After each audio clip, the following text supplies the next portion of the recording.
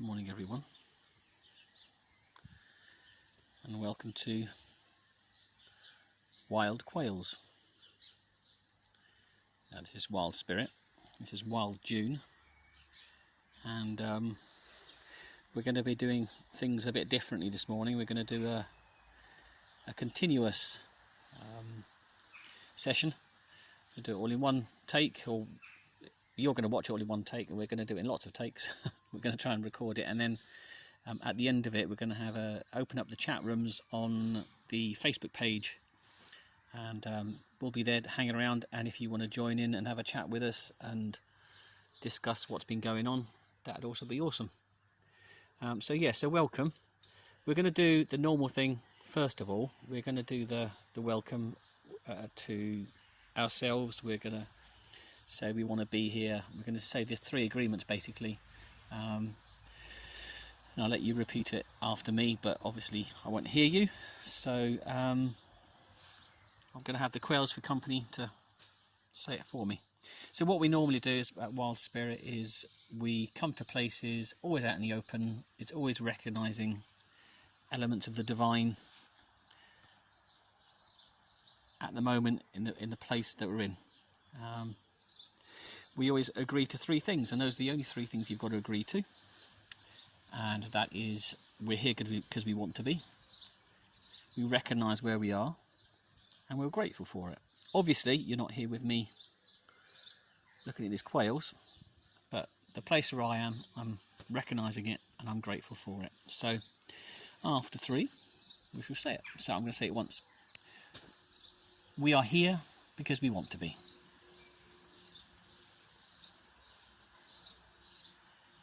We recognise where we are.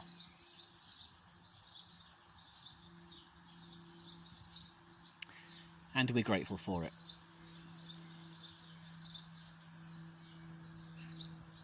What you're going to see next is a welcoming of the characteristics of the earth and the divine within it. So it's going to be like an elemental blessing, recognising the different characteristics of who the divine is, who God is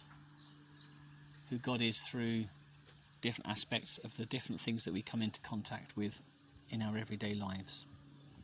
So that's coming next, and then after that Emma's going to share a little bit what's on her heart all around the subject of St Melengel and her hair, and that's not the hair on top of the head. See you later.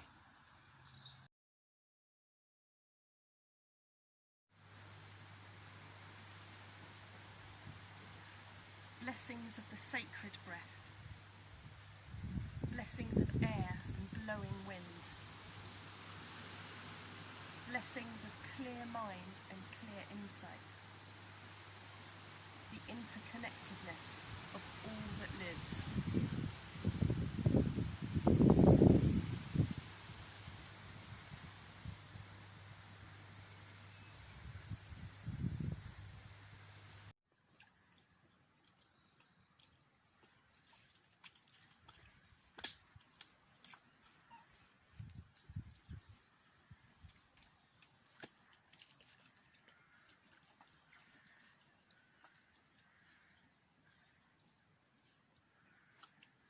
Blessings of water, stream and river, rain, snow, the glacier, the depths of the ocean. Blessings of water that cleanses, that carries, that fills, that washes clean, that gives life, carries life. Blessings of water filling everything that lives and moves and has being.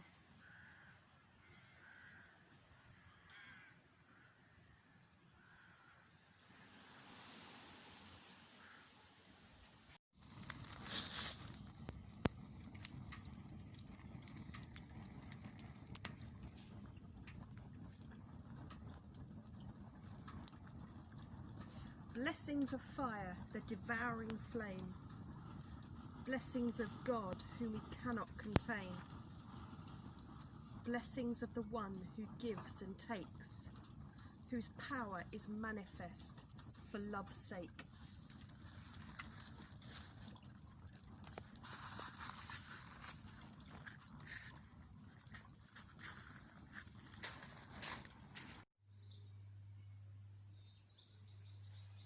Blessings of earth, of rich humble soil, birthing and reclaiming each living thing.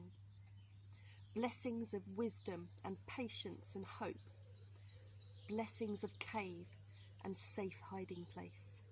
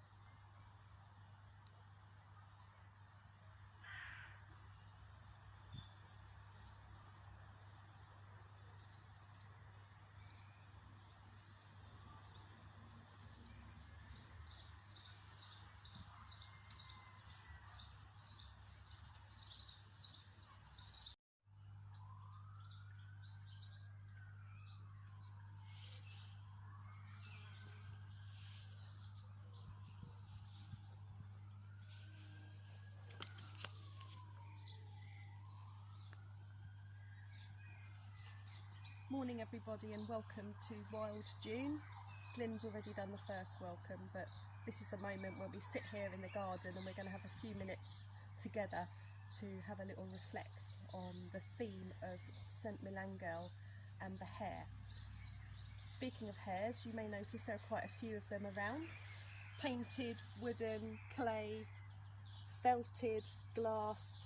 The glass ones, incidentally, they're made by two lovely friends of ours, James and John, who've got a business called Ye Green Men, and they work amazingly with glass. And there's also some paintings. So hares are one of my favourite animals, and this story that we're going to be looking at, for me, gives a really beautiful glimpse of the life of a hare and how it finds sanctuary. So at the moment, as you'll all know, we're in a time of turmoil, of uncertainty. If you look at the news, there's not much that's very cheerful. But this is an invitation this morning to step away from all of that stuff and come somewhere different.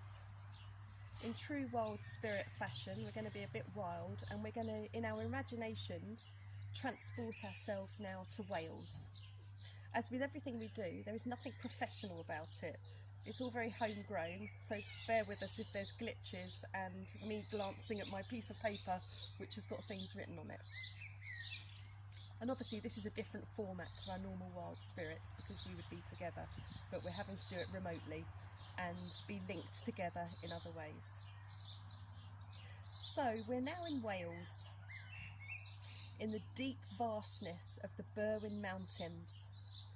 There is a small church surrounded by ancient yew trees, more than 2,000 years old. Quickly back to Sussex, there is a yew tree in a place near the Long Man, which I think is over 1,000 years old. If you get the chance to visit, it's really worth it. Back to Wales. This little church is dedicated to the Celtic holy woman Milangel, who came there in the 6th century. Now, in our imaginations, we're entering inside a low, narrow stone building, which dates from the 12th century. A rude screen carved with oak leaves and acorns depicts the legend with which Milangel became famous. Beyond this is her canopied shrine, recently rebuilt centuries after the stones were scattered at the Reformation, and now held in high regard as the earliest surviving Romanesque shrine in Britain. Today, it is glowing with candles, lit by pilgrims who come to pray for healing as they did of old. Its golden sandstone walls are carved with designs of foliage reminiscent of her original woodland refuge. It would have originally been painted and must have given the effect of enfolding Milangel in the leafy sanctuary she symbolised. a local deity of the regenerative earth and of the sanctity of life.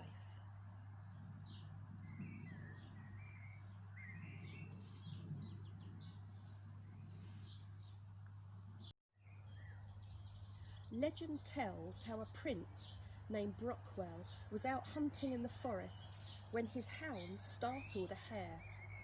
The terrified creature ran as fast as the wind and sought refuge in a bramble thicket.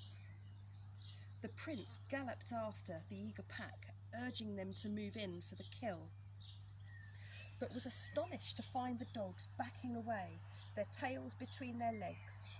The more he shouted, the more the dogs fled, howling in fear. Brockwell rode up to the thicket, and there he saw a beautiful maiden, deep in divine contemplation. The hare was crouched under the hem of her cloak, its wide amber eyes boldly facing down the dogs. The astonished prince asked the young woman how long she had dwelt alone in so remote a spot. She replied that in 15 years she had never seen the face of another person. She gave her name as Melangel, the daughter of an Irish king who wanted her to marry an old chieftain. Swift as a hare, she fled to Wales to preserve her virginity and live a holy life in the wilderness of the Tanat Valley. The prince was so moved by her story that he gave her this part of his lands to be a sanctuary forever. Hares were given her special protection, and it was forbidden to hunt them. From that time forth, they accompanied her everywhere she went, and became known as Melangel's lambs. Melangel's reputation for holiness grew, and pilgrims from all over Wales made the dangerous journey over boggy moorland and through treacherous mountain passes, seeking healing and refuge, as the hare had once done, beneath her cloak of compassion. Many miracles took place at her woodland sanctuary and sacred spring on the hillside above.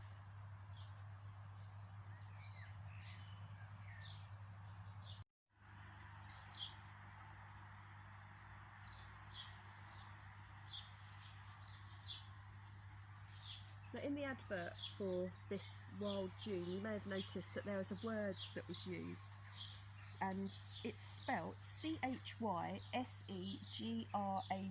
I think it's quite difficult to pronounce. Chysegrau. Chysegrau? Maybe. Something like that. It's a Welsh word, and I thought it was fitting to use a Welsh word because that is where Melangel found, was and is sanctuary for so many, and it is the Welsh word for sanctuary. For me, the concept of sanctuary has always drawn me in, and in the dictionary it means refuge or safety from pursuit, persecution or other dangers. When Glenn and I ran a church, we actually named the house we were in, where we lived, Sanctuary, and it was a place in a similar way that people would come to who felt that they were in trouble and needed a place to go. In this story, Melangel epitomises sanctuary. The hare, as many of you will know, is probably one of the most elusive and shy creatures that you could come across, and somehow she was instantly recognised by the hare as being a safe place, somewhere that the hare could find sanctuary in the fullest sense of the word. Now, according to the story, the hare didn't just rush under her cloak and lay trembling, hiding at the back. It says it knew it was safe, so safe that it turned and faced the pack of dogs and stared them down, which is most unhare-like behaviour, I would imagine. There is something distinctive about that kind of sanctuary that not only lets somebody or something know that it's safe, but enables the person or thing in fear to turn and face that which is giving it the cause of fear and stare it down. That is sanctuary and empowerment. There was something about Melangel's presence itself that gave that hare a huge sense of confidence and security. For Melangel herself, she found sanctuary for 15 years in the wilderness and the wilds of the Welsh mountains. And as I think about that hare running and finding her and seeing her and not viewing her as yet another thing to be afraid of, but a point of sanctuary, I wonder if the hare recognised in Melangirl somebody like a kindred spirit that was so connected to the natural world, so at home, so at one, that it knew that it could run for safety and that she would be a place of protection. I find that extremely beautiful. Somebody so deeply connected to place that she becomes sanctuary. Maybe the hare recognised that and saw her as friend. With this story, there are so many things that we can reflect upon, lots of questions that it raises for me. And there are a few questions that I've pulled out from the story that we can think about. We're not obviously going to have time to go through all of them and give them a proper time of reflection and processing. But it's something that perhaps if you wanted to listen to this again, you can find these questions and ask yourself what they mean to you. Where do you see yourself in this story? Now, some of these questions might be quite hard because it's not a story that's just about the goodness, it's also about the fear, it's also about the chase, it's also about needing to stand up for yourself. Where are you in the story? Where am I in the story? Am I the prince chasing the wrong thing, chasing something that I want to have my own way? Am I the dogs that are just intent on tearing something down and tearing it apart for no other reason than that's what the pack does? Am I the hare? Am I the hare that's running scared, desperately trying to find a safe space? I know in the past I've been the hare. I know there are times recently when I've felt like the hare. What does sanctuary mean to you? What does sanctuary mean to me? In the truest sense of the word, what is it that makes you feel safe? Is it a place? Is it a person? Is it a certain setting or moment? Is it a memory? Or is it something that you have access to right now as you are? Melangirl has become sanctuary for other people. Even now, long after her death, she still is a place of sanctuary. People flock to where she is, where her bones are. They go there for prayer, for healing, for hope. I'm sorry if I keep wandering away from the phone, but there's a lot of activity on the bird feeder and it's lovely. There's so many people that flock to her essence for sanctuary and hope. Maybe in some of us, maybe in you, you have that same desire to become sanctuary, to be sanctuary. Maybe you are sanctuary for other people. A really lovely question and a big question is around Melangirl's deep connection to the natural world and her sense of place. And so content and deep in reflection was she when those dogs and the prince appeared that it was almost like she didn't notice they were there until the prince started speaking to her. Have you ever experienced that sense of connection in the natural world? Are you a seer? Are you a seeker? Are you somebody who feels you do indeed connect deeply with the natural world and it speaks to you? This is a really big question and I think it's an interesting one and it needs time, but I'm going to ask it. Melangirl had a call upon her life. It led her to leave her family, to flee from her father who was wanting to marry her off to a prince, and she fled because she knew there was a call on her life. A desire to live differently. Do you feel that you have a call on your life? Do you know what it is? And are you living it?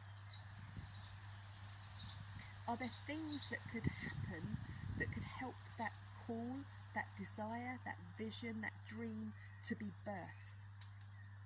It's a really important thing to think about. Who are we and what is it that we are made to do and how are we to live? And finally, what speaks to you most about this story? There's a lot of questions here.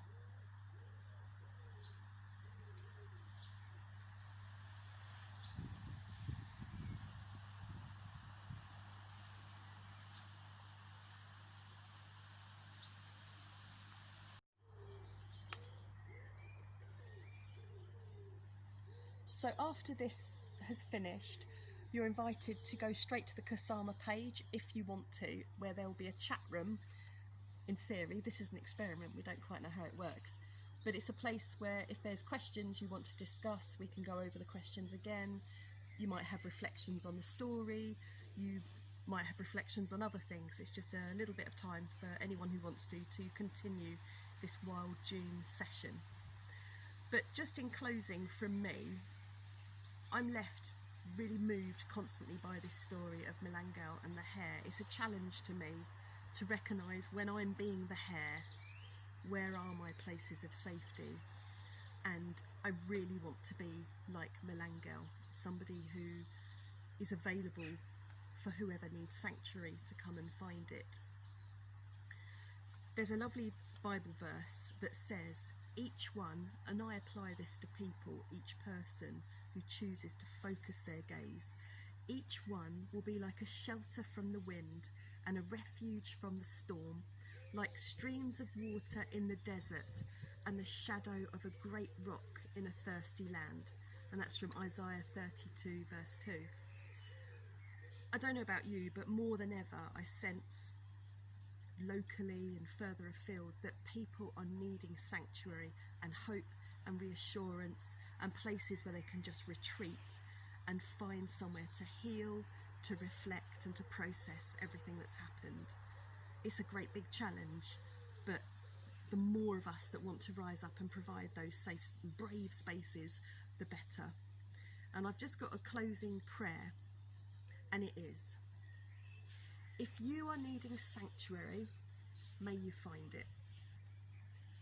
If you have a call upon your life, may you live that call to the full, or find a way for it to be birthed.